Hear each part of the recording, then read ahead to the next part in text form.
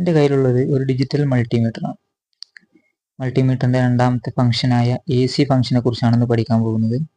ഈ മൾട്ടിമീറ്ററിൻ്റെ കൂടെ നമുക്ക് പോസിറ്റീവിൻ്റെ റെഡ് കേബിളും നെഗറ്റീവിൻ്റെ ബ്ലാക്ക് കേബിളും നമുക്ക് കിട്ടും.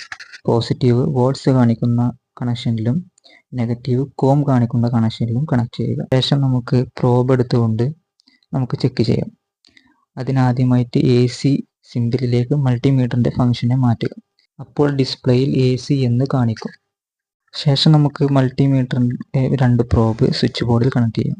സ്വിച്ച് ഓൺ ചെയ്തതിന് ശേഷം കറക്റ്റ് വോൾട്ടേജ് എത്രയാണ് ഉള്ളത് എന്ന് നമുക്ക് മൾട്ടിമീറ്ററിൽ മെഷർ ചെയ്യാൻ പറ്റും. സാധാരണ ഷോപ്പുകളിലും വീടുകളിലും മറ്റുള്ള സ്ഥാപനങ്ങളിലൊക്കെ 210, 240 ഇതിൻ്റെ ഇടയിലായിരിക്കും നമുക്ക് വോൾട്ടേജ് കിട്ടുക.